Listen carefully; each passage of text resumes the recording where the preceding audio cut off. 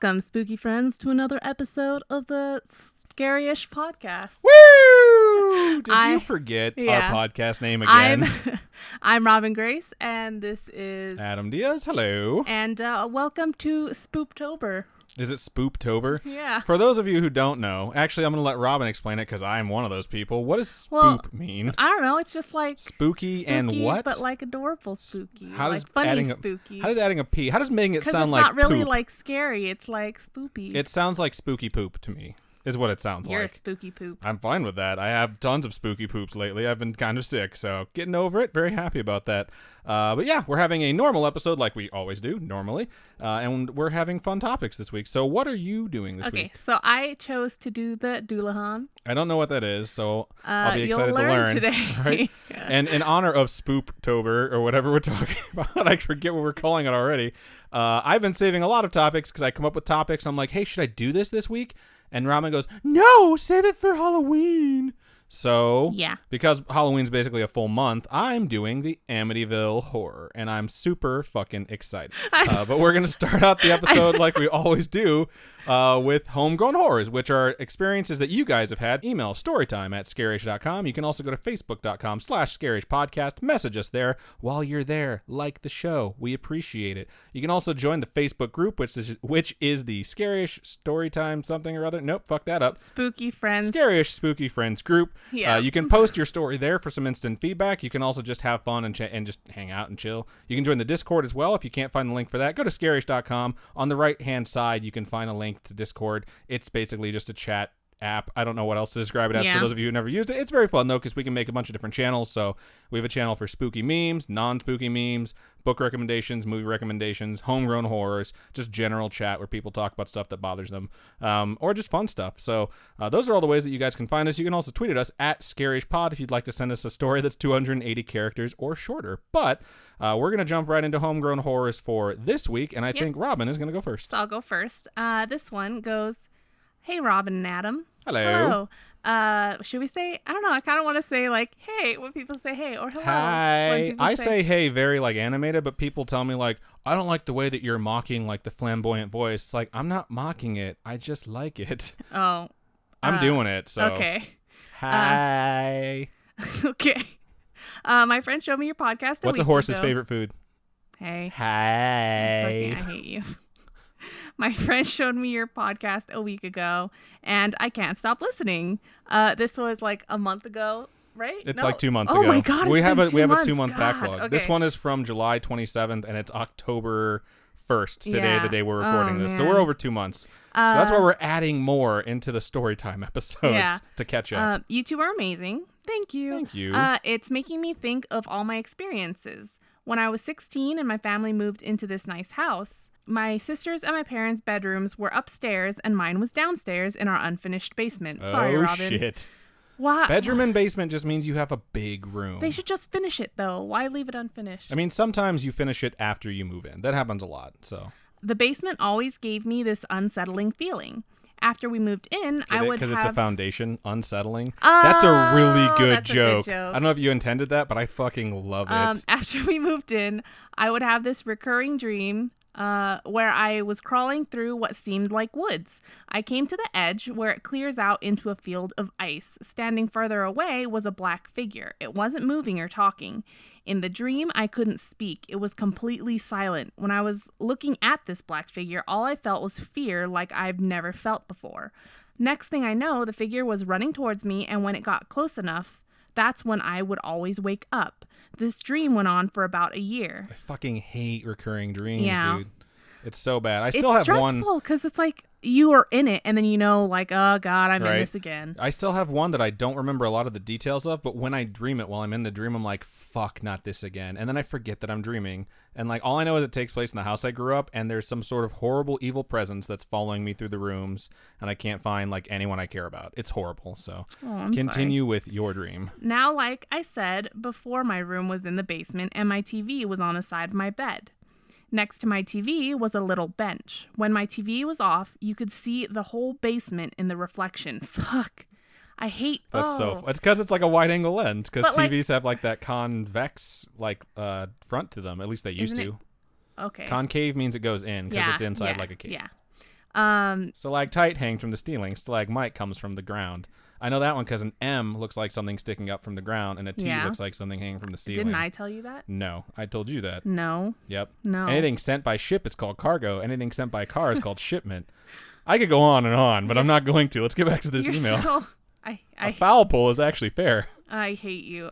No, anything that hits the foul pole is actually... The foul pole is considered in play, so that means it's fair. One morning after waking up, I booked... How could you be derailed after all these facts, Robin? One morning after waking up, I looked at my TV and saw a black figure sitting on my bench. What the fuck? Hunched over with black hair covering what seemed to be a girl's face. Why is that always what, like, that's, it's scary. The first thing that popped in my head is like, maybe this dream, there's something behind you and it's running to chase it off. And you woke up and saw this thing. And the reason it's sitting on the bench, like hunched over like that, is because it's exhausted from protecting you. Or it's there to kill you. I don't know. I'm just saying, like, I'm just trying to bright side this thing. That's all. I then proceeded to look at my bench where nothing was there. It's like you turn after looking at it in the reflection, like to see it IRL, yeah. And there's nothing there. Yeah. For about a minute, I looked back and forth from my bench to my TV where the figure stayed. Fuck that. So it's still in the TV? Is it like smoking a cigarette, like not noticing that you're looking like, oh shit, I gotta disappear, like my bad dog? Oh my goodness. I got this uneasy feeling and decided to slowly get up and go to the stairs. I was thinking the whole time, don't let yourself show fear. Once I got to the stairs, I ran as fast as I could. Fear! I would too, dude. I would too. I'd get up there, slam the door, put a chair up against it. Like, no. No, never go down there ever again. Dad, I had to burn down the house, okay? You put me in a basement with demons. Yep.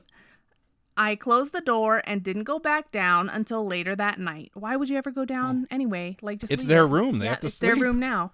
No. That's the demon's room now? It's their That's room not now. fair. Does the demon pay rent? I mean, maybe you weren't paying rent, but I'm just saying, are they part of the family?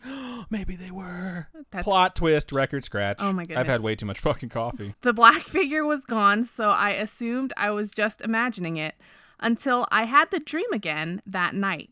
In the dream, when I saw the figure, it looked at me, and I felt this sense of recognition. I fucking knew it. The fear I had was unexplainable. Whenever I was in the basement, I always heard footsteps coming down the stairs. That's horrible.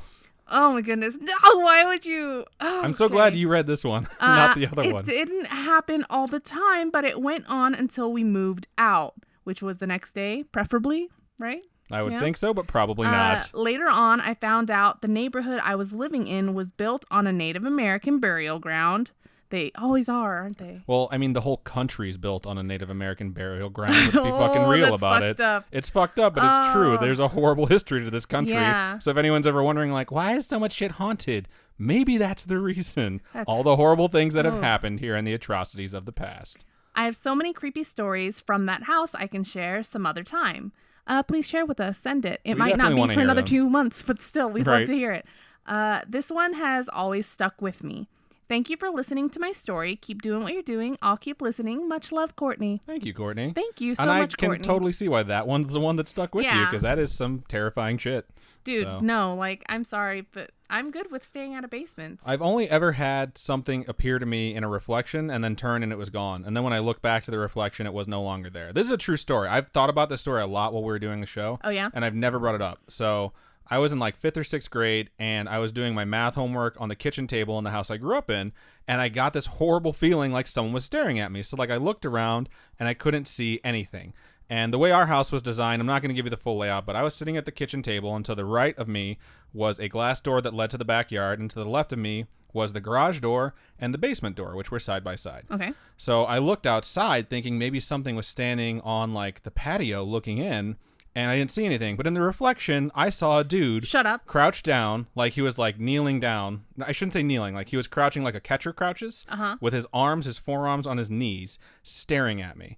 And he had like dirty blue jeans and fucking boots. I still remember exactly what he looked like. Oh my gosh. He had a white shirt with like, it was a red shirt with white plaid on it. He had a fucking dirty ass mustache and like dirty brown hair. And he was just fucking staring at me with this horrible smile. I freaked the fuck out. I turned and looked back at him. and he wasn't there. And I looked back in the reflection, and he wasn't there. And I was like, fuck this. And I went upstairs to my room and closed the door. Wow. So I told that story to someone in 7th grade. Actually, that's not true. This is what happened. In 7th grade, 2 people in a different row from me were talking about some crazy shit that happened to them where they saw someone in a fucking mirror, and they both described the exact same thing I had fucking seen. No way. And I was like, dude, and I told him that story, and like we were so fucking creeped out. And I was like, I know anyone who's listening to us thinks we're completely full of shit, but it was one of the most terrifying moments of my life in 7th grade, hearing 2 people describe exactly what I saw, and they only saw it in a reflection too. And I was like, what the fuck? I need to move out of this hillbilly place. Oh my God. It was fucking horrifying, dude. And he was, of course, leaning against the basement door. So after I saw that, I'm like, I'm good going to the basement for like 3 fucking years. It was horrifying. I'm dead serious, too. I'm good. I'm good. So anyways, let's go on to the next homegrown horror, since that was my little interjection there. Terrifying. All right. So this one is from Shayla, and it starts out, hello, Robin and Adam. Hello. Hello. And then a cat smiley face. I'm writing you again because I had just remembered this dream I had because the song I was listening to had reminded me of it. In parentheses, it was 5 years by David Bowie, by the way. Not sure what that song is. Was it 5 years ago? Is that why? It says 5 years, but not 5 years ago. So I know, but was it 5 years ago? I don't know. They say Were anyway, you 5 years which I'm old? very happy to transition out of this. Anyway, like in my previous mention, I think I talked about how my grandmother and I had a really bad relationship. I wouldn't call it a bad relationship. You just did. Oh. But it definitely could have been better. But I definitely could have been better to her and been there for her emotionally and physically. Basically, I was asleep, and in my dream, someone came up to me.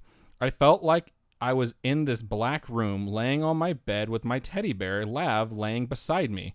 In parentheses, she's named Lav because she has lavender inside of her and smells great. Wow. That's smart. To continue, I was just laying there. I think they put that transition in there like they'll probably say something stupid right here and go on a tangent. To continue, I was just laying there doing my own thing when all of a sudden I heard this voice, and I'm pretty sure it must have been my grandfather. The voice said, you need to fix your relationship with your grandmother. And when I woke up, I felt this awful guilt inside my chest. Aww. I knew the voice was right. I sat upright in bed and just cried and felt so horrible for not being a better granddaughter. It's been about a month or 2 since the dream, and I've done some things to try and fix the relationship I have with my grandmother. That's really sweet, actually. That is really sweet. Won't go into too much detail since it's hella personal stuff. That's totally okay. Thank you for taking the time to read this. You can share this on the podcast. Good thing.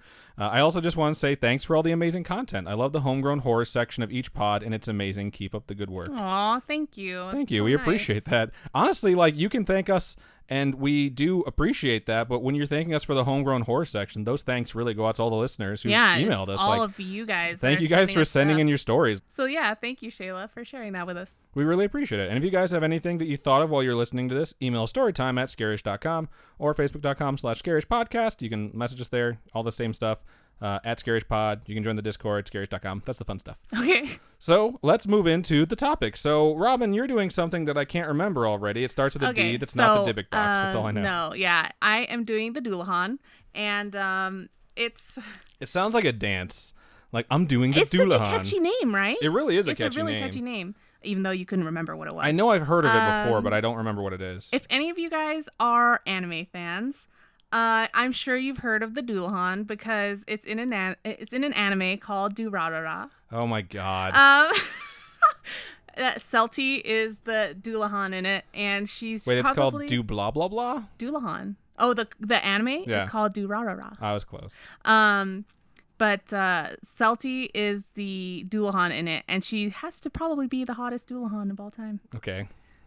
I don't know. What is a just Dullahan? saying. Okay, so aside from being a dark and mysterious motorcycle rider, Oh, now I you remember this. what Oh, anime it yeah. is? I Okay. totally remember this now. Yeah. How is she hot? She has no head. But you don't think she's hot? Just because she has a rockin' body that's always in like a tight leather And an suit. amazing personality. I don't know. I haven't watched that much of it. I've seen like half an episode out of the corner of my eye.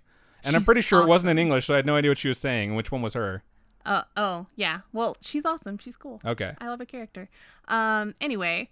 I think that says a lot about Robin, that she can fall in love with a character that doesn't have a head and refer to them as hot. Yeah. Beauty's only skin deep. That's Yeah. good for you. Thanks. What does that mean about me? Huh. Let's keep going. Okay.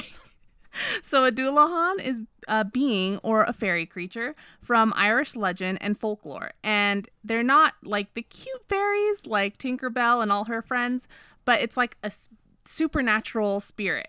And it's pretty much a headless horseman who's been described in numerous retellings and iterations. And I'm sure y'all have heard of like... The one with the Kabod crane. Yeah, the Sleepy Hollow, right. all that stuff. Honestly, I still remember the Sleepy Hollow movie that had Johnny Depp in it and Christina Ricci. It's my fave. That was like the first time, even as a kid, I was like, wow, like Christina Ricci's kind of fucking hot. Because she was like... What? Yeah, she was like Wednesday Addams. Our tastes are totally different. Well, I mean, she has the biggest forehead imaginable. I don't know how to it's talk not a to you right forehead, now. it's not a 5-head, it's a 6-head. I'm into a character, an animated character who has no head, and you're like, Christina Ricci has like the biggest forehead. I'm just being real. Christina Ricci has a large forehead. So does Tyra Banks, and she's a supermodel. I'm not saying it's a drawback. I'm just saying it's a big forehead. That's all. Oh my god. That's why she always has bangs. Makes sense. Okay. Anyway. What are we talking about? Some say that the Dullahan arrives around midnight on certain Irish festivals or feast days. It's black-robed and riding a dark horse. And not the Katy Perry kind of dark horse. Is it coming at you like a dark horse, though? Yeah. Okay. How do I get ready for? The perfect storm. I think we're going to get a copyright strike. Let's keep going. So it travels on this huge dark horse across the countryside. And the actual origin of the Dullahan isn't really known for sure. It does definitely go back quite a few decades, centuries. It's freaking an old story. Oh, it's a tale as old as time. I hate you. Now I'm going to have that song stuck in my head.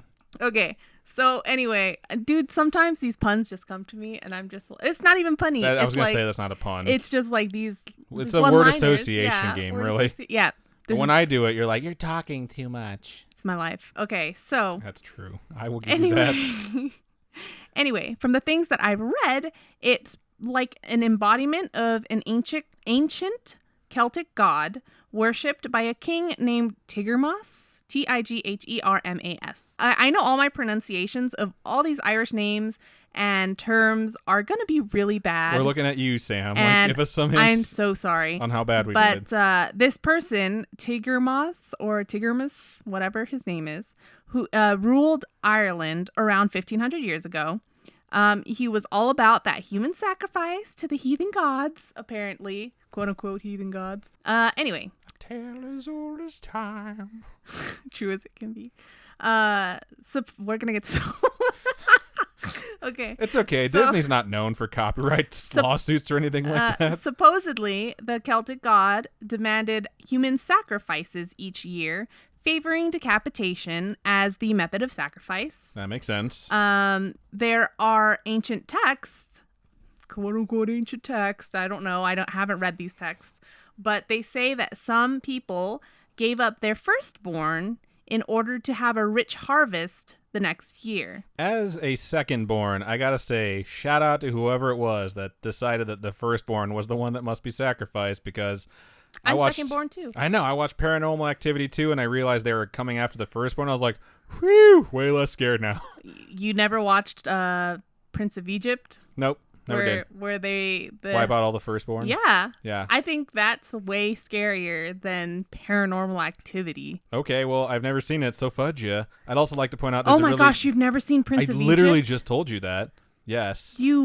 Oh man. There's a really good line from Dogma where Megatron... No, not Megatron. Metatron? Metatron is talking to the last Scion. And Metatron's talking about a bunch of different stuff, and he's like, so when Loki was done wiping out all the firstborn of Egypt, and she's like, the 10th plague.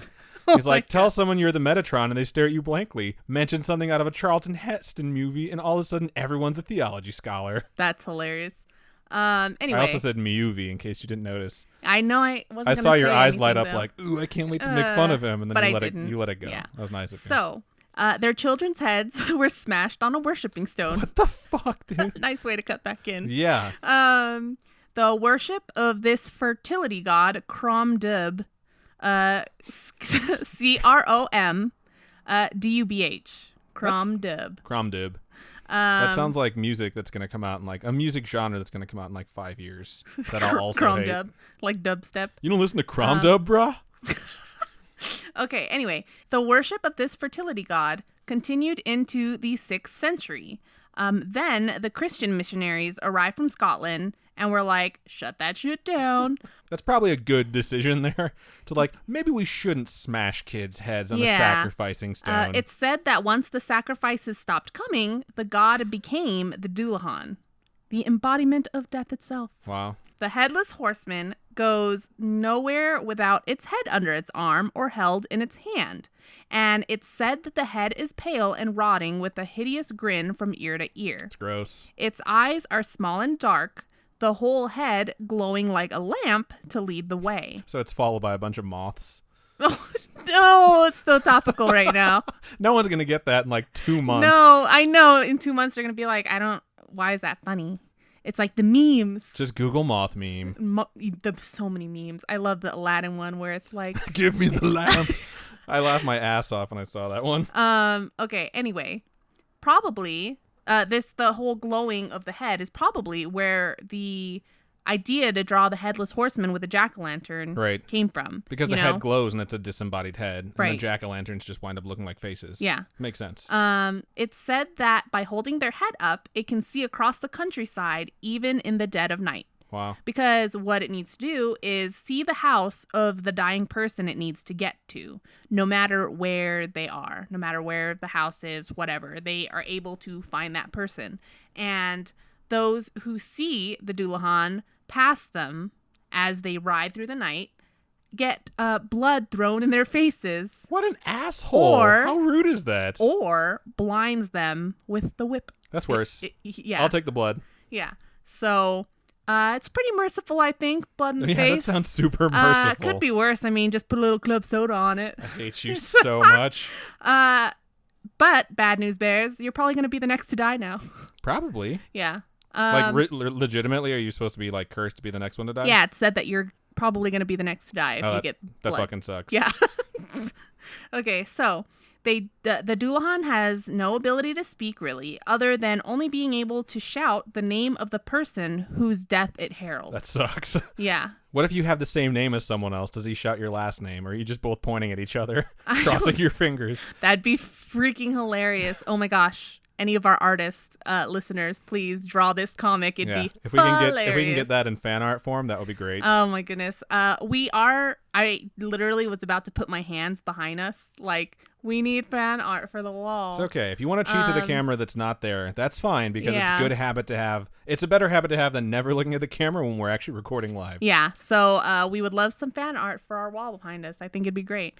They stop in front of the house of the dying person and yells their name to bring out their soul. So your soul just walks out like, "What's up, bro?" Yeah, they're also said to stop where the person dies as well. So it could be one or the other, where the person dies or at their home. They're either going there to collect their soul from their living body, or they're traveling to the place where the person just died? No, it's where their body, wherever their body is, they just want the soul. That's all they're there for. Okay. Yeah. That's not even the weirdest part of this dude, though, or this creature, because it could be a man or a woman, you know. But that's not the weirdest part. The Dullahan actually uses a human spine as a whip. Nice. I like that. It's hot. Some classy shit. Yeah. You use the whole body. You know, it's like a hunter. You don't want to leave anything behind. He probably like saw the spine and was like, that would make a good whip. So I just imagine this being, like this person, dressed in black, holding its head under its arm, whipping shit with a human spine. Where does he get the blood from? Does he have like a blood pouch where he's just like, and bam, you're blooded? I don't know. Wait, he can't say anything. Never mind. Yeah, maybe. Maybe he's like, hold on. Let me reach into my pouch, my magical... Hold on. I'm going to let you finish. Oh, so topical. That's where that came from. Now we know. Okay. This person's riding on this huge black horse, whipping around a human spine, and this horse is just neighing the hell out of the night with smoke and flames coming out of its nostrils. Horse sounds fucking awesome. Right? I picture the Scarecrow from Batman Begins when he's riding that horse that's shooting flame out of its nose and has red eyes. That part's fucking sweet. So kind of sounds like Ghost Rider to me, except, if Ghost Rider was riding on a horse and still well, I mean, they should do a his Ghost Rider that's a period piece where he's not on a head motorcycle. and Still stuff. had his head. So maybe not like Ghost Rider. Yeah, a little bit different. Yeah. That'd be kind of cool, though, having Ghost Rider riding a horse. Hollywood, go ahead, do that. No, wait, no. We're talking to comic book artists at this point. Yeah. So some parts of the country tell of a Dullahan that drives a black coach around known as the Coachabower. Coachabower? Spell it. Coach. A. Bower. Coachabower. Cool. That sounds right. Named so from the Irish coist bodar. Coist boder? Or deaf or silent coach. That's what it's supposed to mean. Okay. I'm not good at this. You are not confident in your pronunciations. Because even if you get them wrong, you need to say them with confidence. Tortilla. You're ridiculous. I will punch you in the face if you actually say tortilla. I'm just imagining that movie now. The movie Napoleon Dynamite. I have never seen Napoleon Dynamite. It was quoted to me by everyone I fucking knew, and I was like, you know what? I don't need to see the movie anymore. And you know what I watched instead? Hot Rod, and that movie is fucking hysterical. I'm very proud of that choice, by the way. Hot Rod, is that the one where? Why are you saying what? Yeah. What way? Yes, that one. I don't know, but there's like a scene in Napoleon Dynamite where the mom's just like, you guys can make some quesadillas. And I hate it so much. It's so, I don't know. I think it's a really funny movie. Anyway, so it's named from the idea of a deaf or silent coach. And this telling has a coach being pulled by 6 black horses traveling so fast that the bushes and trees along the road set fire. Wow. So if you see a coach coming towards you that's making the bushes and trees set fire, but there's only 4 evil horses, you are safe. That's what I'm hearing.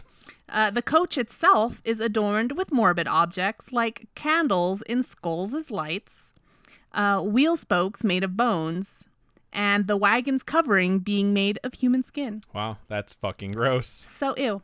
Ew. Very ew. So ew. By the way, no gates can stop this said coach. Yeah, I would imagine. So if it's setting things on fire without touching gates and locks just automatically open for it. There's what about a gate of salt? Oh, shit. I'm not going to try this. I don't want to try it, but I'm just saying, like, give it a shot if it happens to you. Okay. Well, let me tell you how to, get rid of the Dullahan for you. Okay, yeah. Okay, so tell us how to survive this. Let me continue. So during the let me finish. Let me finish. You're gonna let me finish. During the Irish festival and feast days, it's advised that people stay at their home with their windows drawn, especially around the end of August or early September during the festival of Crom Dubh. Apparently, if you... It just sounds like an EDM festival. It does. Apparently, if you happen to be overseas during said days, be sure to keep a gold object close. So the gold item may be able to frighten them away because they have a fear of gold, apparently. Wow. Which is interesting. Wouldn't that attract a leprechaun, though? I don't know. This is just a dangerous place to be. There's a story from someone by the name of Galway stating a man was on his way home when he heard the sound of horse hooves on the road behind him. He turned to look only to find the Dullahan, and as he tried to run, he realized he couldn't outrun it, so he tried to outsmart it by dropping a gold coin on the road. He heard a loud roar in the air above him, and the Dullahan was gone. Wow, just from dropping the gold coin, Dullahan was like, fuck this shit, I'm out. I guess so. There's no true... It's all gonna be silver soon, you better stock up. There's It's a doomsday prepper. There's no true defense against a Dullahan because it is simply a herald of death and not necessarily a death bringer. You can't escape it. So it's like, you're going to die anyway. This guy's just here to pick you up. Right. Yeah. Like the Reapers in Supernatural. Yeah. Like, you're fucking dead, bro. Like, do you want to go to heaven or hell, or do you want to stay here? Well, some of the Reapers, though, like, there was the episode where it was actually killing this woman, remember? No. Like, there's an episode where they had, like, that church where they were magically healing people. Yes. And then they were actually, like, having death kill other people. Yeah, they had enslaved a Reaper in that case. But that was against what the Reapers are supposed to do. The Reapers usually just show up to, like, take people, and that's why when Dean, oh my god, I can't believe we've turned this into a supernatural podcast. When Dean, spoiler alert, at some point turns into a Reaper, And he's like, no, I'm not going to take this soul. And then they're like, okay, well, they're still going to die, one, and two, like, everything else is going to get fucked up. Yeah. And that's what happens. So, I don't know. Maybe someone else with more supernatural knowledge can correct us. Talking to you, Joe. Well, you're probably the one making the assumption and mistake, so I don't know. Don't. It's not you know what? Just keep it to yourself, people. Okay. Okay, so there is no true defense against a Dullahan.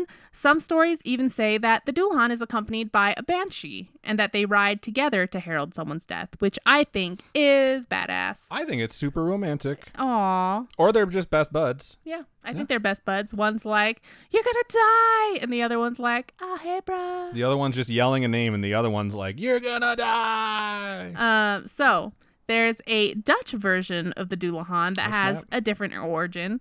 And someone named Washington Irving wrote a short story, The Tale of a Headless Horseman, called The Legend of Sleepy Hollow. That makes sense now. Yep. I'm sure so many of you guys have heard of the Tim Burton movie, 1999, Sleepy Hollow.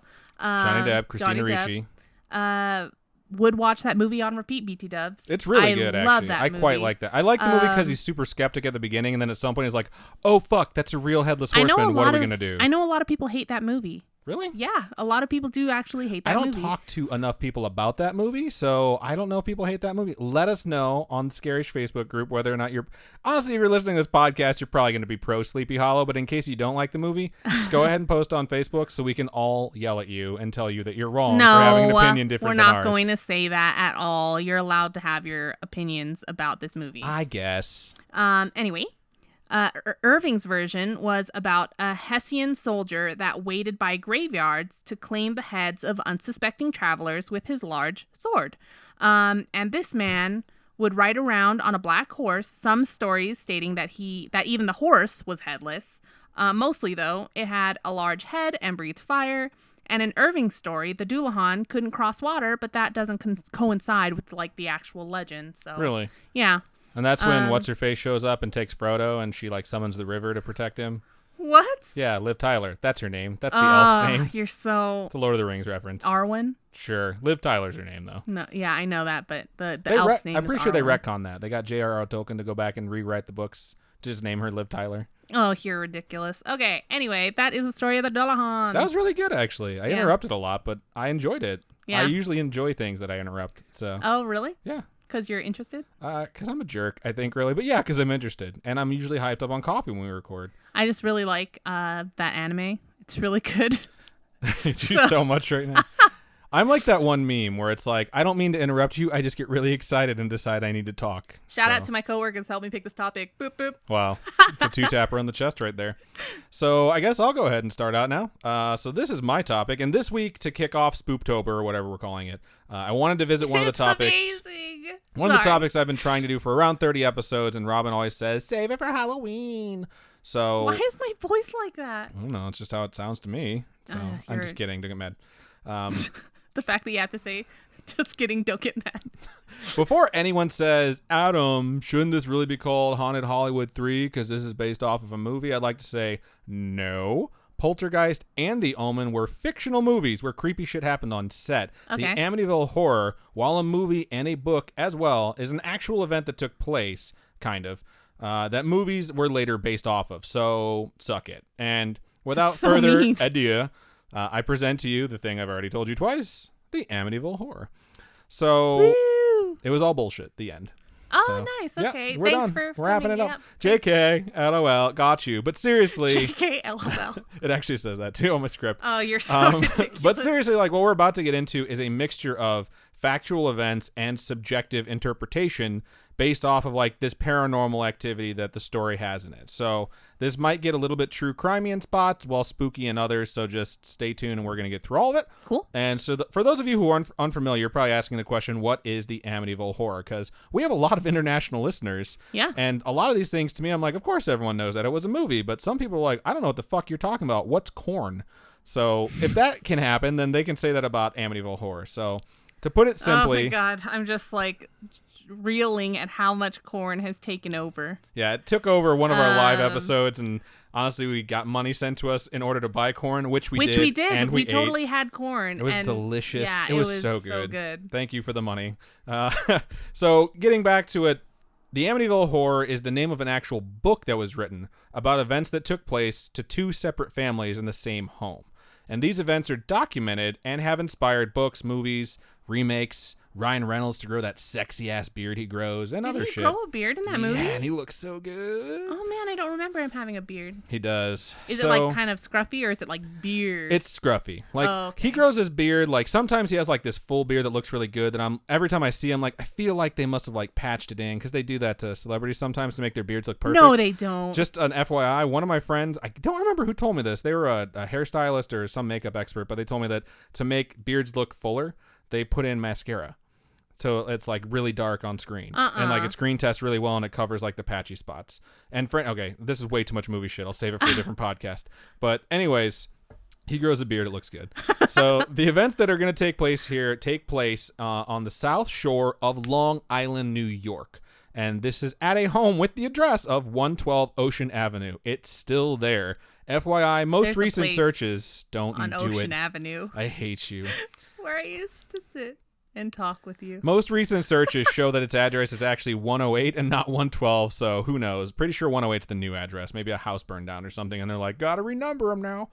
I don't know if that's what they do when a house burns down. I don't think that's what they do. So, we're just going to keep going. If you're really trying to picture this in your mind's eye, or your whispering eye, or whatever... We just watched Role Models recently. It should also be noted that these events take place in the 70s. So think bell-bottoms, sideburns, and disco should be playing in the background of your head. So the first event we need to go over happened to the DeFeo family, DEFEO. And before we get into this whole thing, let's look at the background of the eldest child of the family, Ronald DeFeo Jr. So Ronald DeFeo Jr., or Butch, as he was known, because juniors typically have a nickname. So you don't get confused with the father and the son. Butch, as he was known, was born on September 26th, 1951, to Ronald and Louise DeFeo.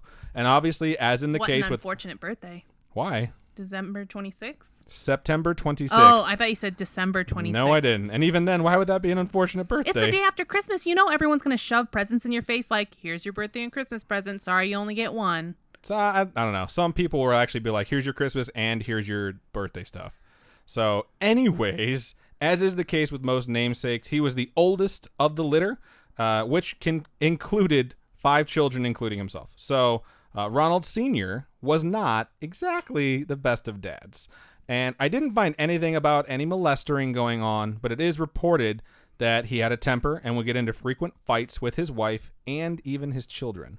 And when I say children, like, the person he would butt heads with the most was indeed Butch, the oldest of his kids. Okay. And this isn't like adult Butch that I'm talking about. This is like when he's still a kid. So Butch would do what most kids do when they're kids, when he's not being harassed by his dad. He would go to school. And it's not shocking that he was a constant target of taunting and bullying from the other kids. That's really sad. So, I mean, side note, kids are fucking dicks sometimes. And if you're raising a little asshole, you need to address that. Ignoring it only validates it. You're not just raising that kid. You're raising the person they're going to be as an adult. So try and correct that fucking behavior. Because it drives me crazy when a kid is a fucking asshole and parents either ignore it or they're like, kids will be kids. It's like, that's bullshit. I hate that. I fucking hate that. I was actually watching 911. It's a TV show out here in America. And there is a family. The mom's a cop. And her daughter tries to kill herself. And she thinks it's like the parents' fault. And they find out that the daughter's been being bullied at school by this chick who is just like, you should just kill yourself, whatever. And the parents, like, she arrests this kid for drug possession, takes her to the police station. The parents come in and are like, you're going to let our daughter go. And she's like, she was literally arrested for drug possession. She is a nightmare, and she made my daughter almost kill herself because she is a nightmare. And she is a nightmare because you're a nightmare. Because you're horrible fucking parents. Yeah, it's like, get your shit together. I don't know. It's a good example of what I'm talking about. Yeah. So we'll get back to the story, though. Sorry. So this isn't a 911 podcast. We should have a TV and a movie podcast at this point. So we have this overweight kid, and I put in parentheses, yes, he was a heavy kid, who is bullied at school and at home. And he just, he does what kids do. He grows. He gets older, he gets bigger, and as this happens, Butch started to stand up for himself. So kids stopped picking on him so much, but he was very angry. Like, you grow up angry that way when people keep fucking with you. Yeah. So, and they said that he was already kind of weird. Like, he already had some antisocial personality disorder stuff that was only exacerbated by the dad's behavior and by kids bullying. And that fucking happens, especially when you're a constant target. So he gets older and he's angry, and he would become physically violent with his father and, ironically, his friends, not just kids at school, but people he saw often that chose to have them in his life. Okay. And I just think it's weird that people with anger issues will lash out at their friends because they're the nearby people. And it's like, those are the people that are actually choosing to be around you, and like they get to be the people that'll like make sure you're not lonely, and then you're a fucking asshole to them. Yeah. So it's like this cycle just goes round and round. So he got sent to the psychiatrist to try and help deal with these issues, but he fucking hated going. So Butch just said he wasn't going to go, so his parents would bribe him instead. And I found something that said that his parents would give him cash and high-priced objects, including a fucking speedboat that was priced at $14,000. Oh my God. So as most troubled youths do, he would go and get all this money, and then he'd turn around and he'd spend it on, guess what? Drugs. In particular, LSD and heroin. So his temper would cause incidents at school that would eventually lead to his expulsion. So far, things are not looking good for Butch. But he would turn 18, and even though he was expelled, his grandfather would give him a job at their family car dealership, which is where his dad also worked. And this is his maternal grandfather. So his dad has been working for his father-in-law this whole time, and now his son comes in and gets this really good position. So this is just nepotism at its best. So I can't imagine being someone who worked at that job, who was trying to get that position, and then this 18-year-old kid with a bad fucking attitude and a drug problem shows up, like, I'm your boss now. I'd have been fucking furious. Why does he talk like that? That's how all 18-year-olds talk. So he was also gifted a new car, because why not? He had a nice salary from work, and his dad was also giving him and I put in parentheses here, the site says stipend, but let's call it what it was when you're 18, an allowance. And he got it weekly. Regardless of whether or not he was fucking up in school or fucking up at work, his dad was giving him cash weekly. So he used this on more drugs, and then, of course, alcohol, and then, of course, guns. Oh, my God. Why wouldn't he buy guns? He's angry all the fucking time. So did his temper mellow out? Of course not. And during an argument between his mother and father, who would have heated arguments, things would get very bad for this particular incident. And Butch would interject himself in the way that he had recently learned how. He retrieved a 12-gauge shotgun and pointed it in his dad's face. And everyone just stopped. And it doesn't say explicitly anywhere that I can find that it was just silent while everyone stared at the fact that Butch was putting a fucking shotgun in his dad's face, but it stopped. That's and then horrible, dude. He pulled the trigger. Did his dad die? Well, no. The gun fucking jammed. It malfunctioned and did not fire. So his dad was meant to die. Yeah, he was trying to kill his dad, and everyone was so shocked and disturbed that he had pulled the trigger.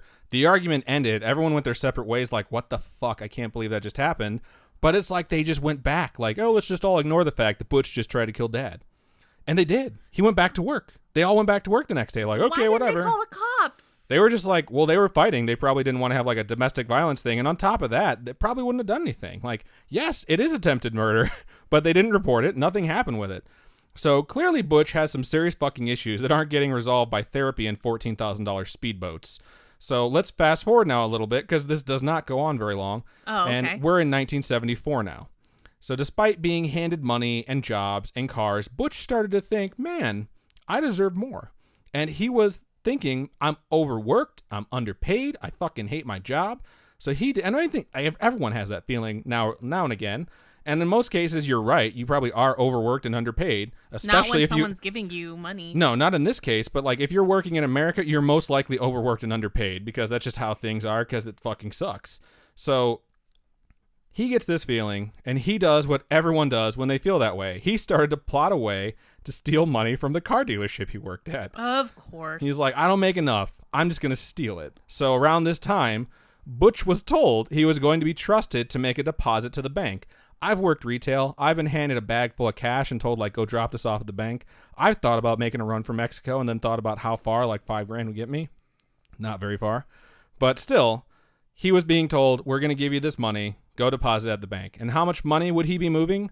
$20,000 in 1974, which when adjusted for inflation today is like $400 billion American. It's not, though. Obviously, it's not that much, but it's a lot of money at the time. Gas was like 5 cents a gallon or some shit. Actually, in the 70s, it was horrible. The gas shortage was fucking terrifying for everyone. Anyways, so this was the plan. Thanks. Butch told a friend, and it was just shocking to me that he still has friends at this point. He was just like, yo, dog, I'm going to take this shit to the bank on this particular day. I'm going this particular route, and you are going to rob me, and we'll split the money afterwards. To which his friend replied, who are you, mister? I just met you. I'm just kidding. Like, he actually had a friend, and that was the actual plan. Okay. So they put their hands in, and they're like, ready, break. And break they did. They broke bad. And I put guitar sting in, like, parentheses because I just imagined it would play naturally. I'm not going to get it from audio blocks. Okay. I just thought it would play. That's what happens in the movies. Anyways, so the day comes, and Butch goes to the bank, and on the way, he's accosted, and the money is stolen. And at this point, I predicted that Robin would say something like, it wasn't his friend, was it? Like he lost the money. Was it his friend? And then I said, she probably was going to say something like, his friend never split the money with him, did he? He just skipped town. She didn't say any of these things. So my predictions were wrong. I did put stop jumping to conclusions, although I like where your head is at, all horny for knowledge. But apparently it's not there. So no big deal. All right. Okay. The robbery actually went perfectly. But then he had to tell Dad and Granddad that he lost 20 fucking grand. He didn't lose it. Jesus. I mean, he's going to have to lie to them and tell them, like, oh my God, I was robbed. So he goes back. I don't know why he turned into a Valley Girl right there. But he goes back. Because you are on the inside. His dad and his granddad did apparently what he didn't expect, which is the first thing most people would do when they're told that. They called the police. They're like, we were robbed. And they're easily going to find out what really happened. Well, the cops show up to take statements, and they start asking Butch some basic questions. And the officer across from Butch looked straight in his eyes and asked, lamp? And then Butch realized that the cop sitting across from him was actually a 6-foot fucking moth who had somehow found a police uniform tailored to fit him. You're so... JK, that didn't happen, but that meme has become so powerful, it has crossed over into one of our episodes twice now. Is it weird that all I dream about nowadays is a lamp behind a glass door that I can't get to? You're ridiculous. Maybe I'm turning into a moth man. Oh my God. I put, as a bullet point, I imagine Robin won't laugh here. I also hear another guitar sting in my head, like the beginning of that shitty CSI show where that ginger dude puts on his glasses or takes them off. I forget which one that is. I don't remember. I put anyways tangents. Miami? Yeah, I think it is Miami. Oh, it's such a bad show. So the cops really did start asking questions about what happened, and Butch just lost his shit. And police obviously became suspicious, and they're just like, what the fuck, dude? So they ask him to come down to the station to look at mugshots to help identify the perpetrator, and he basically just tells them to get fucked. He's like, I'm not doing that. I'm not coming down to the police station. So they just leave. Like, there's nothing they can do. It's an uncooperative witness. Like, they're obviously super suspicious, so they're going to gather more information. But Ronald, the dad, is like, this little bastard. He immediately starts to suspect Butch did this because it's very clear that he did. So he asks Butch, lamp? Fucking stupid moth meme. I put it in here twice before we ever brought it up earlier. So I had to read them. But he asks Butch, like, why didn't you cooperate with the police? And Butch doesn't like the question. So he replies, STFU or I'll kill you. And, like, seriously, when he's questioned by his dad, he was so hostile. Like, he threatened to kill him, which, as it turns out, was not bullshit. So this brings us, dear listener, to November 13th, 1974. And anyone familiar with the Amityville Horror knows this date is significant. Obviously, because it's one of the only dates that I put down in here. So Butch went to his collection of guns, which he has a bunch of at this point, and he picked out a Marlin 336C rifle. He then entered his parents' bedroom and shot both of his parents while they slept, murdering them. God, dude. Which, as a side note, I put, you said you were only going to kill your dad, dude. Talk about overkill. Shut up. And then I put side note, that's a terrible joke and only made worse by what else is about to happen. So Butch then went into the room where his two brothers slept. And he then shot and killed Mark and John Matthew DeFeo, who were his younger siblings, 12 and 9, respectively. He's the oldest of the family. And I know at this point, some of you are trying to remember how many siblings I said he had. He was the oldest of 5, which leaves Dawn and Allison DeFeo, 18 and 13, respectively, left in the home. And he proceeded to enter their rooms after this. And I know this is one of those moments like in The Lion King where like Mufasa dies, where you're probably hoping like, please don't let this happen, but you know it's going to. And it is. So upon entering the room, Butch shot and killed both of his sisters, this time at point blank range.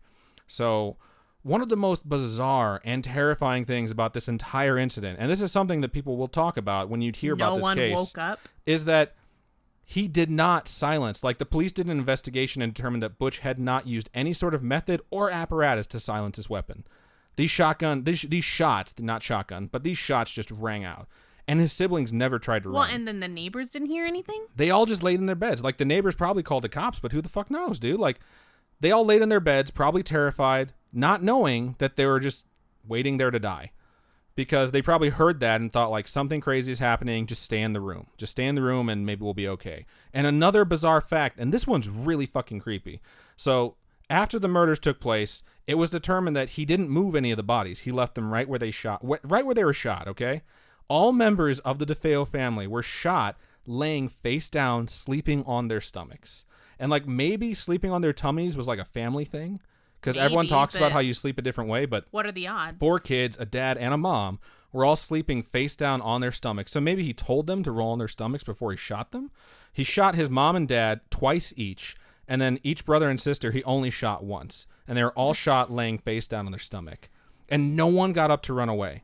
That at any doesn't point. make any sense to me. It's bizarre. And, like, these are the facts of the case. This isn't like that weird shit where you're like, that's probably bullshit. Like, this is something that actually happened that everyone was just fucking baffled about. Isn't there a theory that he and his sister did it together? I'll get there. Okay, that's not a theory. That's him. That's something that he stated happened. So we'll get there, though.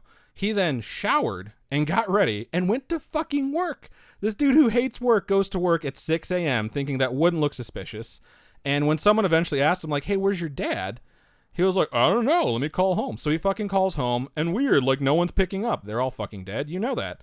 So he got bored at work because he fucking hated work. So he left at noon. You know, he put in a solid 6 hours. Yeah. And then he went to hang out with his friends. And he hung out with his friends for the rest of the day. And then he every now and then he pretended to be concerned that he couldn't get a hold of anyone at home, like trying to establish an alibi. And then he eventually went home around 6 p.m. and called a friend and was like, oh my God, my family's been murdered. Obviously full of shit. And when he called the cops, they asked him what happened. And he told them that his family had dealings with a mafia hitman. And the dealings didn't go well. What? And the hitman must have been the one who broke in and murdered his family. So they moved him to protective custody because they were like, maybe he's telling the truth. And they started investigating. And the investigation went rather quickly because the detectives pieced together that it was his murder weapon. And it was from his collection, and it was his box of ammo that it was used. So it's like, this all looks like someone did it while in the home and didn't show up to murder someone with no murder weapon. So they started asking him questions like, this is kind of weird. And then it was determined that the murders happened earlier than 6 a.m. because Butch said he was there until 6 a.m. Then he went to work. And then they determined, know how like... people determine? Go ahead, sure. Like, I think they do it by liver temperature. So they... Is that how they do it now or how they did it in the 70s? Oh, I don't know. That's how they do it now. Yeah, because this is 74. So it's very interesting to think, like, how they were able to determine that. But they told him, like, you would have been home when these people died. And when they confronted him, he tried to lie his way out of it again, saying that this hitman showed up, put a gun to his head, made him get another gun, and they went room to room, taking turns killing his family. What a stupid And they started, excuse. I know, and then the cops were like, that's bullshit, dude. Tell us what really happened. And after poking and prodding a little bit on that story, he just broke down and told him the truth. He told him it was me, I did it alone. And this is one thing that he stated. He stated, quote, once I started, I just couldn't stop. Which is so fucking super creepy. And he was found guilty in a court of law on 6 counts of second-degree murder. He's serving 6 consecutive life sentences. Oh my and God. during trial, he claimed that, quote, voices had told him to do it. Is he still in jail? He's still in jail. He's still alive. Man. And given his history, maybe that was true. He was obviously shown to have some issues with anger growing up, temper issues, antisocial personality disorder. That doesn't mean schizophrenic, though. That doesn't mean he should have voices telling him what to do. So maybe he was just trying to get that old insanity plea to get a reduced sentence, or to not be in jail, to be in a mental institution instead. So whatever's easier. Some right? side notes on this, okay? His story has changed a fuck ton of times since being put in jail. At one point, he claimed that his sister Dawn killed the dad. Oh my goodness. Then his mom killed Dawn, and then killed the other kids, and then killed herself, but left him alive. Yes. Can't they check residue? Gunshot residue on the hands. None of them shot a gun that night. Oh it's my total goodness. bullshit. Later, in the 90s, when he went for another appeal, he claimed that Dawn killed everyone, and then he killed Dawn. Which is total bullshit because it's yeah. like, hey, can you go lay down face down over there and give me the gun? And there I was promise no I sign- won't do anything. There was no sign of a struggle, right? No, they all just laid in their beds. It's the most bizarre case, I fucking swear. And then later on, when he was saying that Dawn killed everyone and he killed Dawn, this one's kind of interesting. He stated that his lawyer, William Weber, remember that name, pressured him into saying he heard voices to use the insanity defense. Ooh, I want to know why I have to remember this, dude. So keep William Weber in mind. It's Okay. going to come up. Like I said, he's 67 years old and alive and well in jail today.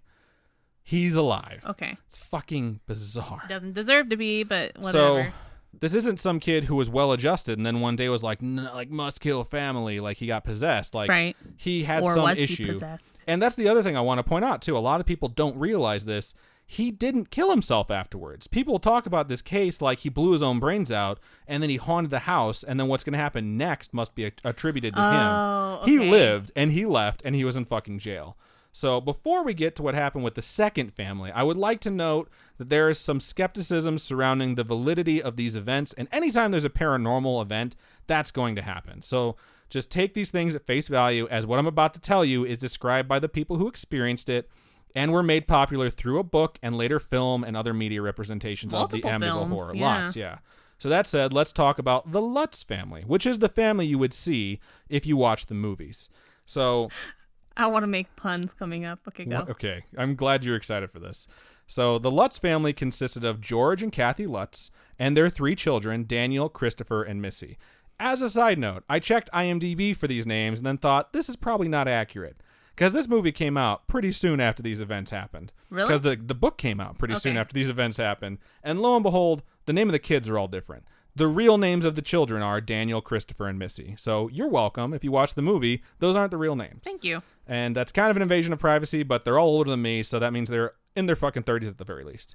So what kind of a guy was George Lutz? Well, he was pretty normal. No criminal record, no violent history, and if there was some, it's buried deep enough where I can't find it with my research, which means it was the 70s. I found a bunch of stuff on DeFeo, so nothing too big. Okay. But maybe this guy was kind of an asshole. And the reason I call him an asshole like that, why do I say that, is one particular reason. So the house had these murders happen on November 13th of 1974. After that, the house wasn't lived in for 13 months.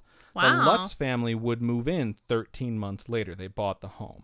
And I imagine when he was going through the walkthrough, he was just like, so why is this place so cheap? To which the realtor replied, 6 people were murdered here. To which he replied, Jesus, I guess you're giving all the furniture for free then? What? So, I'm just kidding, kind of. That conversation probably never took place. They were, in fact, aware that the murders took place in the home. They were advised that during their first inspection of the home. I looked that up.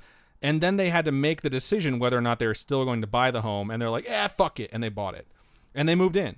And the fucking furniture, most of the furniture from the DeFeos was still in the house, and they got it when they moved in. I would have been like, I'm that good. bothers me so much. It's like, this whole family was fucking murdered except the murderer. And they're like, but that's a really nice sofa. They were like, this is like living a life of luxury. Living a life of luxury. I hate you so much. So very, very much. Okay. So they paid $80,000 for this house in 1974. That's so and cheap. even then, this was a fucking bargain. So that's why they bought it. They were just like, fuck it. That is so cheap. They should have called the Property Brothers. Drew would have gotten it for much cheaper. I love that show. Jonathan would have come in there and been like, see these bloodstains? I'm going to find a way to work this murder leftovers into my design. And he would have made it work, goddammit. I'm just kidding. I love them. Jonathan Scott was born in like 1978, so he would have been like -3 at this point. And I don't know what Drew's birthday is. And yes, they're twins. They're twins. But I only Googled one of them, so we can't know for sure. You're So this was a nice house, though. 4,100 square feet. A pool. A boathouse right on this fucking river or lake. I forget which. So this is a gorgeous house for $80,000 in 1975. The family moved in, and things were a little weird. So there's a lot of things I'm going to go over here. And these things that I'm going over are things that they say happened to them. So Okay. take that with a grain of salt, and then we'll recap after the fact. So first thing is that George found himself waking up every single night at 3:15 a.m. He kept waking up. That's featured very heavily in the film, too. And remember how I said that the police had determined the murders took place earlier than 6 a.m., like Butch had said? The time they estimated that the murders took place Don't say 3. was 3:15 a.m. Shut up. I'm dead serious. That's in their report. And remember how I said it was December in New York? That means it was cold as fuck, dude. Wow. It's winter. The family claimed there were swarms of flies that would appear in the house. And that's a summer thing in the that hot makes and humid, no right? sense because bugs die so early in the east the East Coast and the Midwest. They die off very quickly. That's the best thing about winters. There's no fucking bugs. So the kids all started, this one's so creepy, sleeping on their stomachs. No They had way. 3 kids who had never slept on their stomachs before, and they all started sleeping on their stomachs when they moved into the house. And George... Is that a fact that they put out when the murders happened, that they were all sleeping on their stomachs? I don't know. I honestly don't know when that detail came up. Okay. But this is something they said they noticed. And George, while fucking around in his new basement, found a small room Of course hidden behind shelves. Basements are horrible. It was about 4 by 5, Horrible and it places. wasn't on the blueprints of the home. And the entire interior was painted red. And they referred to it as the Red Room. the Red Room. Oh, The sexy family times. dog refused to go in it and would whine when he approached it, probably because it stank like a fucking sex dungeon. And I hate 50 Shades, and I hate that I know that, so I hate you. George also began to see and hear things in this house. Like almost immediately, he would be woken up to the sound of the front door slamming, again at 3:15 a.m. He would run downstairs, the door would be closed, it wouldn't look like it had been moved, and the family dog would be sleeping in front of it, like it hadn't been opened or closed. And in the morning, everyone else would say they didn't hear anything. And he said it was loud enough to wake the whole house, and he didn't understand why no one else woke up. Missy, the daughter, who I believe was the youngest, but I couldn't confirm, picked up an imaginary friend when they moved into the house. No. All of a sudden, she has a friend that she can see that no one else can, and she had never had this friend prior to moving in. The friend's name was Jody. She was an anthropomorphic pig creature with glowing red eyes. Shut up. Wasn't a ghost of a little girl. Her imaginary friend was like a fucking bipedal, massive fucking pig demon with red eyes. Which, in parentheses, I put, what the fuck? Like, if that's not a sign you need to move out, I don't know what is. So, these are all weird things that happen when you move into a new house, right? Everyone has this shit happen. No. But their case would escalate. And some of these things give me goose chicken bumpskin. So, Okay. I wrote them both. Kathy would hear windows open and close in rooms that no one was in. Doors were closed. But would they actually be open? They would open, and she'd go in, and she'd be like, that should be that should be closed right now. Or they'd open and close. They would hear this shit happen through the walls or the doors, Kathy most in particular. She also started having terrible nightmares, which isn't shocking because she moved into a house where she knew 6 people had been murdered. Okay. But she would have nightmares about the murders like that you're were happening. subconscious. And the nightmares were showing her the order the family had died in and the specific rooms No where they died. way. And it's supposedly at that time, these details weren't released, and it turned out to be the actual order and the actual bedrooms that the family died in. So she was not having a good time in this fucking house. She was French frying when she was supposed to pizza. She was not having a good time. George, this one's super creepy. He tripped over a China lion ornament in the living room because this is Christmas time. Now, if you don't know what a China lion is, it's basically, in this case, a 4-foot like statue / ornament of a Chinese guardian lion, which is like a fierce looking lion. It looks super fucking cool. Google it if you want to see it. So after tripping over it, his ankle really fucking hurt, but he didn't twist it. So he decided he was going to check it to see what was happening, and he had bite marks on his ankle. No, he did not. He was like, well, fuck you too, and he was so annoyed and like off-put by what just happened. Like teeth mark? Yeah. Like human teeth mark? No, like lion teeth marks, like animal teeth marks. He was like, well, that's fucking creepy. So he took the thing, because it was in the middle of the living room, and he put it upstairs, I think in the sewing room, so that no one would like bring it back down. And then later on, he was walking through the house, and guess what was in the middle of the fucking living room again? The China lion ornament. Just right there. And he asked everyone, like, who the fuck brought this down again? How big is this again? 4 feet tall. It's fucking huge. So it's probably, I don't know why they have this statue there, but it showed back up in the middle of the living room, and no one put it there. So aside from that, there were cold spots in the home. It was December, so that's to be expected. And places where random odors would show up. And there was 2 specific odors that would show up in the home randomly. Either the smell of perfume, like a woman, or the smell of shit. And it was so powerful, they decided to have it checked, and there were no drafts that were discovered in the home. So they were like, any wind that you're getting, or any cold spots, that doesn't make any sense. And there was nothing wrong with with any pipes or plumbing. So they're like, the smell of septic or shit should not be in your home. We don't know what's causing it. And they wouldn't figure this out because they didn't stay here this long. So George also started to hear incredibly loud music coming from downstairs. It sounded like a band playing downstairs. He would wake up at 3:15 a.m., hear this horribly loud music. Big band, jazz band. I don't fucking know, dude. Orchestral. Yeah, sure. Let's go with that. So upon running downstairs to investigate the music, he would get to the bottom stair and the music would just stop. And in the morning, everyone said no one else had fucking heard it. No basements, please. So they think he's going crazy. Then Kathy witnessed a crucifix that she had hung in the living room turn itself upside down in front of her before the living room was filled with a disgusting sour smell. So at this point, they're having a really bad time. They're like, what the fuck is going on? Kathy, one night, would check on Missy, the youngest daughter, and she walked in and noticed that the window was open. And she asked, Missy, what the fuck, dog? And Missy was just like, Jody went out through the window. Jody, her pig demon imaginary friend. She went out through the window. That's why it's open. Oh my God. So the mom walks over there, looks out the window and closes Is there it. a fucking pig? And when she closes it, she saw red glowing eyes looking back at her from outside the window. Shut up. Which scared the fuck out of her.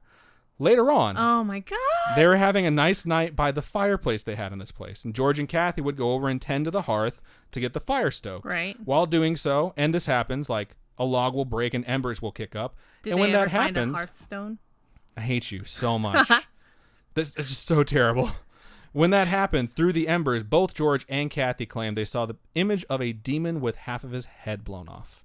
And they were fucking terrified. And when the embers settled, the soot on the back of the fireplace bore the same visage of someone who had their face shot off. Oh my gosh. So they're just like, this is escalating. We don't know what the fuck to do. Kathy laid in bed one night, probably like up wondering why the fuck she decided to move into this house, and claimed that she couldn't move, and then began to levitate up to 2 feet off of the bed. After returning back down to the bed and getting the ability to move again, she had welts all over her chest. Wow. That she couldn't explain, and you obviously can't explain floating. All this stuff comes with a supposedly in front of it. On Christmas Day, 1975, George thought he saw something strange George thought he saw something strange while looking out the window at the boathouse.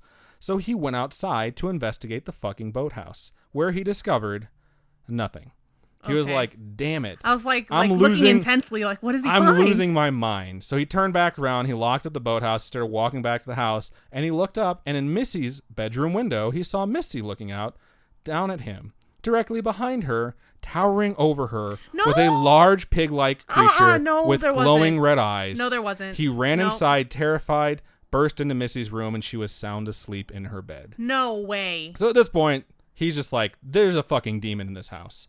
On New Year's Day, January 1st, 1976, the family went outside and discovered, this one gave me so many fucking cold chills, cloven hoof prints in the snow all around the home like something was trying to get in.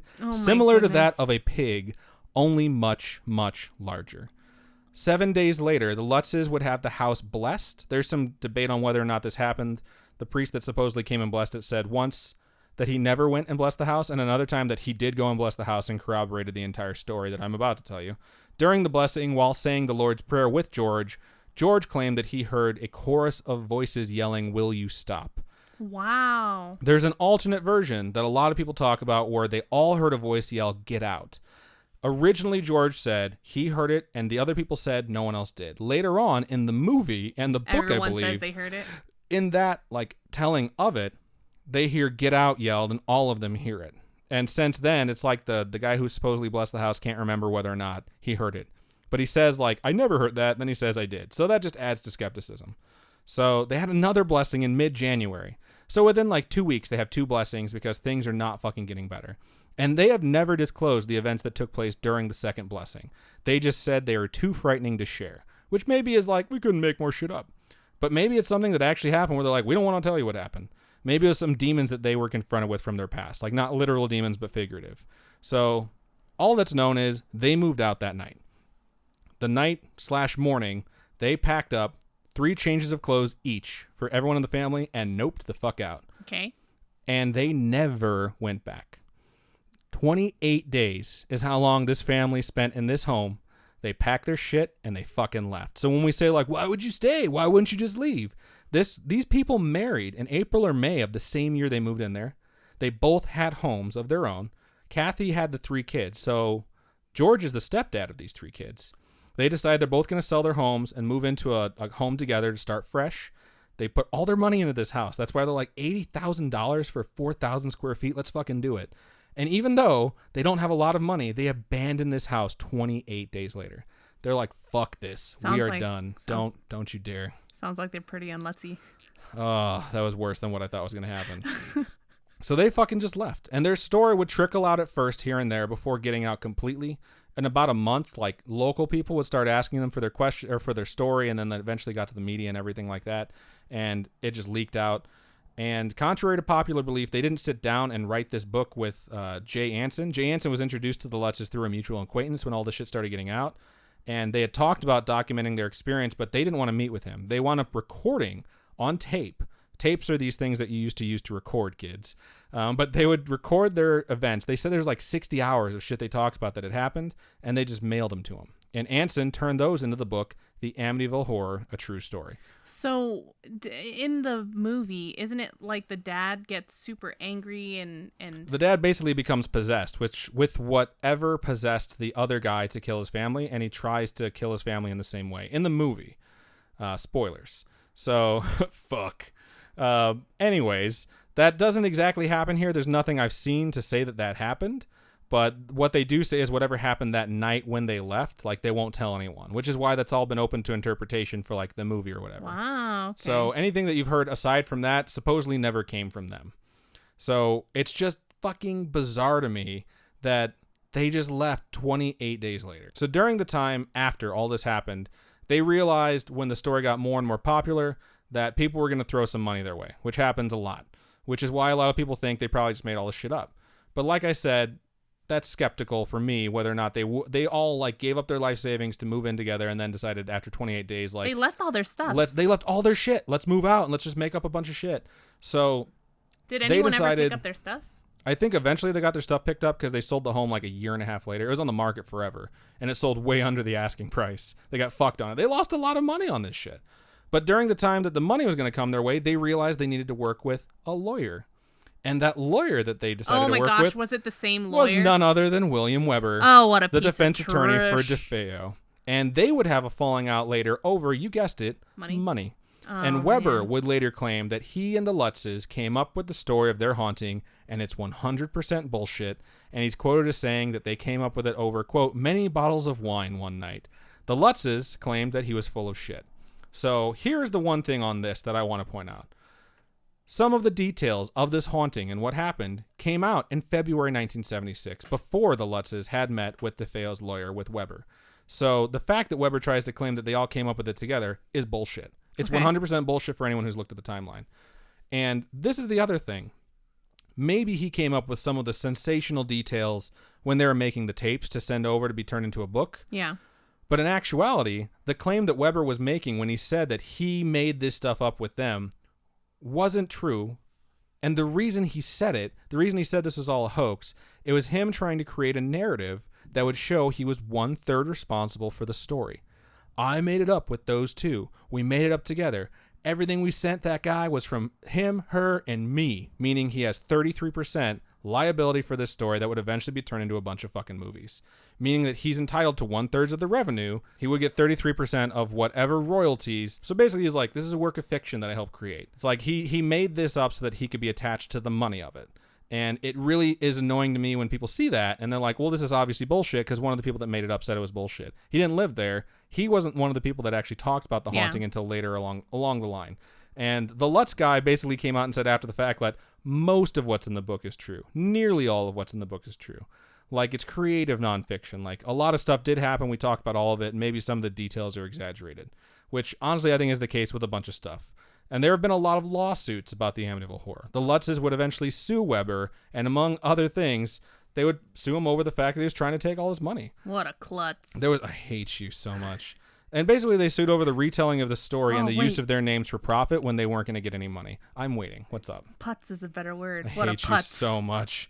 What is known about this whole event is that the family moved into the house in mid-December, the middle of December. 28 days later, they abandoned the only home they had, taking with them 3 pairs of clothes each, and the house didn't sell until 1977, well over a year after they fucking ran out. Well under the price they were asking. The new owners and subsequent owners of the home have reported no disturbances. They said this never happened to them. The Lutzes, when they were confronted about that, later said that they had experiences happen after they moved that they won't tell anyone about because of what happened to them when they talked about what happened to them at the Amityville horror house. Okay. And that they think whatever happened to them followed them when they left. Which is just scary in its own right. Yeah. The fact that would fucking follow you. So if this is something that actually happened to the Lutz family, I do have some thoughts. And I don't think they went in there thinking they were going to make a payday. I think people do that shit now. I think the demon house is probably that. Yeah. I think they're like, let's get out of this fucking house. I don't like this house. Creepy stuff happens, but we're going to make up a bunch of shit and try and get people to go along with us.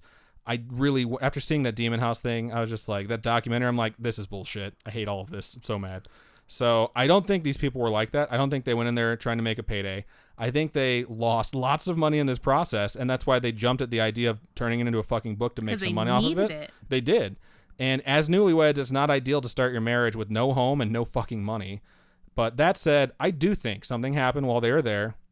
While I don't necessarily 100% believe all of the paranormal stuff that's been stated, I think there was a very strong possibility that at the very least there was a shared hysteria. But I do think that probably did happen, and that would create a palpable fear just like a real haunting would. And there is also the possibility that actual paranormal activity happened in the home. Yeah. And like that led to this level of hysteria that they were experiencing when they eventually abandoned the home.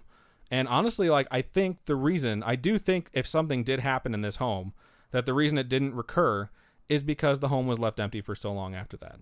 Because yes, it took 13 months for them to move in, and when they moved in, things were just bad all around. Yeah. And maybe they took it when they left, and that's why things didn't happen after the fact. Or maybe it is all bullshit. But it takes a really smart person to go into a fucking house that had a bunch of murders happen and think like, we're going to live here for 28 days. We're going to lose everything that we have when we leave.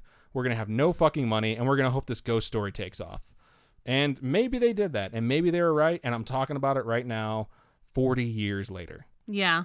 So who the fuck knows? If so, I tip my cap to you for this legendary piece of bullshit you've created. But honestly, I think what happened was there was probably a little bit of paranormal activity mixed with mass hysteria. I think there was about a bunch of bad juju in this house. I think she did have fucking nightmares. I think he probably did wake up all the time at 3:15 a.m.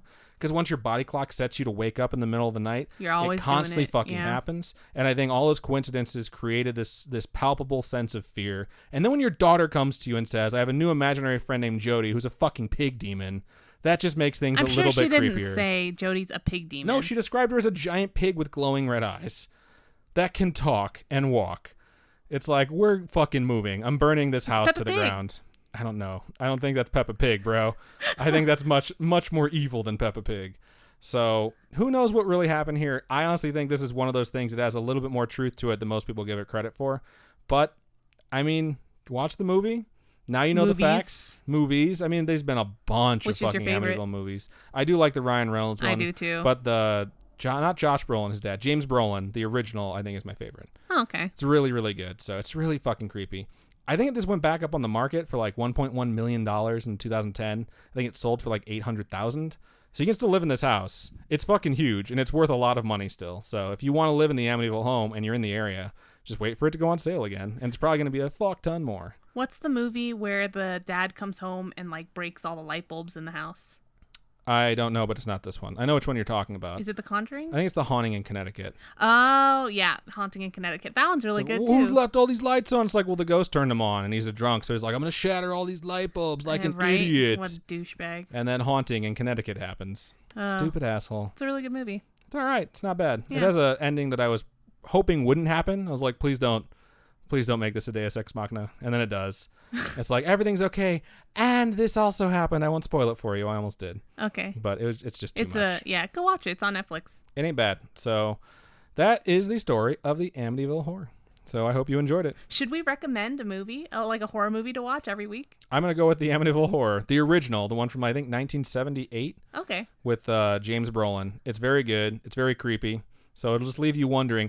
That's the thing is like, when you have movies like that, that's about a house fucking with you, it just makes you feel creepy walking around your house. Like, does my house like me? Do I treat my house nice? I think our house likes us. I hope so, but, I don't know. I don't want to find out. All if right. it doesn't like us, then I think it will just leave us alone. So, okay. But that's it. That's all I have for the Amityville Horror. So cool. Hope you enjoyed it. Yeah, thank you. You're welcome. Very educational. Very, very much so. There's a lot on this one, so long episode. But thank you guys for listening. We appreciate you listening to episode 43 of the Scarish podcast. This has been so much fun to do. Yeah. So if you guys want to support us, that'd be great. You can go to patreon.com/scarish podcast. Go to ko-fi.com, ko-fi/scarish podcast. You can just throw some change. That'd be great. But we do have a giveaway going on still. Until Wednesday. This is the last episode that you guys can share. This is the last episode that you can share. So if you share this episode, like it, like us on Facebook, definitely, and then tag your friend in the comments, that's an entry for you. And if you retweet it on Twitter, that's an extra entry. So when you see us post this, like it, post your friend's name in the comments to let them know they should listen to it, and share it on your own page. Yeah, and I think if you guys want to tune in to the live recording of Storytime on Wednesday at 6:30 p.m. Pacific Standard Time, we had a contest going for a donation goal on Twitch for the month of September, which we blew out of the water. Special thank you to anyone who donated to us. We really appreciate it. We're going to announce the winner of that giveaway and of this particular giveaway there. If you can't make it, that's no big deal. We're going to message you and let you know you won and where we can send you the stuff that you won. But if you want to watch us announce it live, we're going to do it on Storytime 34 this Wednesday. So in a day. Yeah. If you're listening to this when it released. Cool. So good stuff. Tune in then and watch it. Robin already went over the Patreon stuff. If you want to reach out to us, you can email us storytime@scarish.com, facebook.com/scarishpodcast. Message us there. Join the group. Discord also works. Twitter is @scarishpod. Instagram is @scarishpodcast. YouTube is youtube.com/scarish. There's just a bunch of places that you can find us. Twitch.tv/scarishpodcast is where you can watch the show. So I think that's just about everything we have for you for this episode 43. So thank you guys so much for listening. And Robin, do you want to sign us out? Keep on creeping on, and we'll talk to you guys tomorrow, technically. If you're listening to this on Tuesday, we'll talk to you tomorrow. Otherwise, we'll talk to you later. Yeah. Bye. Bye.